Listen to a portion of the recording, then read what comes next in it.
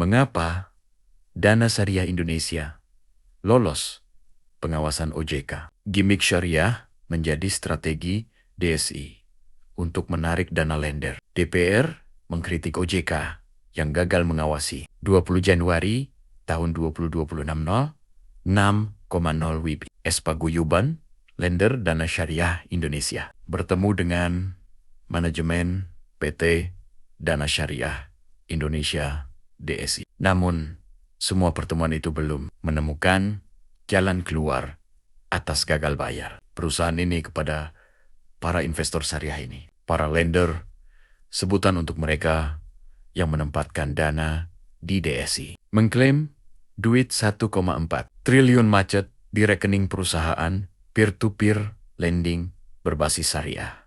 Itu menurut Ghifari. Manajemen DSI menjanjikan rapat umum pemegang dana RUPD paling lambat pada akhir Januari tahun 2026.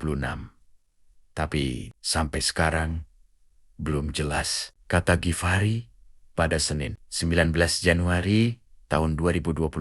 DSI kini menghadapi tuntutan pengembalian dana dan imbal hasil para lender. Berdasarkan data Paguyuban Lender Dana Syariah, dana yang macet sebesar 1,3 triliun rupiah. Namun, nilainya ada kemungkinan lebih tinggi karena masih ada lender yang belum masuk paguyuban. Manajemen DSI menyatakan dana yang belum dikembalikan sebesar 1,4 triliun rupiah per 27 Desember tahun 2025.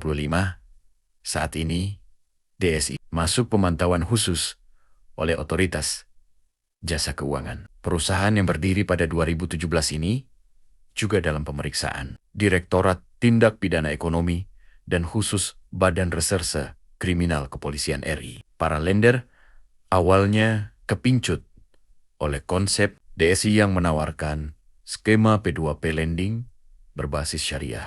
Dalam konsep ini, lender menjadi semacam investor yang menitipkan dana ke DSI untuk kemudian disalurkan kepada borrower atau peminjam. DSI mengkhususkan diri sebagai penyalur dana pada proyek properti, seperti perumahan dengan prinsip syariah. Perusahaan ini berjanji kepada para lender untuk menyediakan skema penyaluran dana tanpa riba sesuai dengan ajaran agama Islam. Skema inilah yang menarik perhatian Aurelia Bukan, nama Seminar Niwarga, Pontianak, Kalimantan Barat.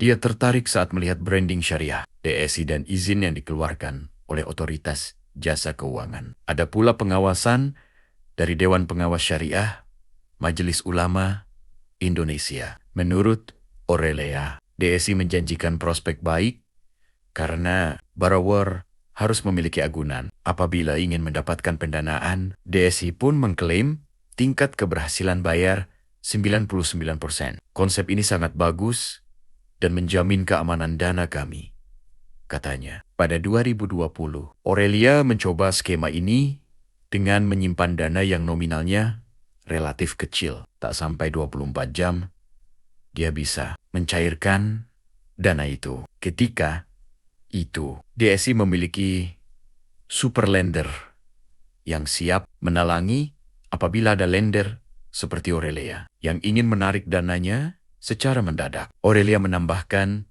dana lagi. Namun, pada Oktober tahun 2025, dia kesulitan mencairkan investasinya. Dari media sosial, dia baru tahu banyak lender yang senasib. Persoalan ini mendapat sorotan dari Komisi Ketiga Dewan Perwakilan Rakyat yang menggelar rapat dengar pendapat umum bersama Paguyuban Lender Dana Syariah Indonesia pada Kamis 15 Januari tahun 2026.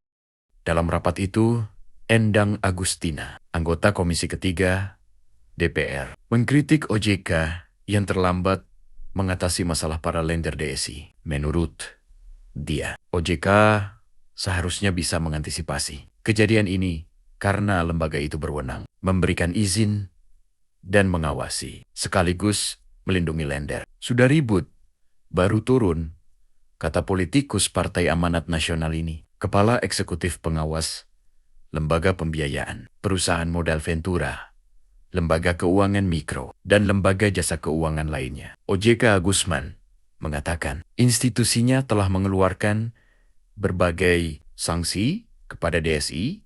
Kami melihat ada indikasi fraud, ujarnya. Hasil pemeriksaan OJK, kata Agusman, menunjukkan sejumlah dugaan pidana di balik gagal bayar DSI.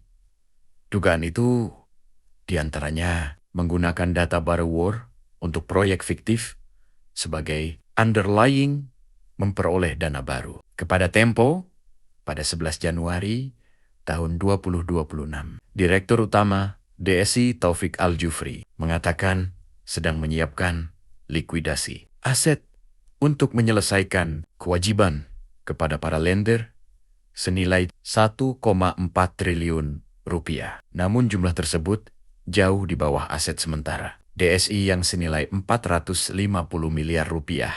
Masih bergantung pada proses likuidasi, penjualan aset, serta perkembangan kondisi eksternal lain, ucap Taufik. Selain melikuidasi aset, Taufik mengatakan manajemen saat ini sedang menagih kepada borrower yang kinerjanya masih langka. DSI juga bakal menjual agunan borrower yang wan prestasi. Menurut Taufik, manajemen DSI sedang menyusun mekanisme pengembalian dana bertahap dan proporsional kepada semua lender. Mereka juga mencari investor dari dalam ataupun luar negeri. Semua langkah tersebut dilakukan dengan pengawasan OJK dan prinsip pelindungan konsumen.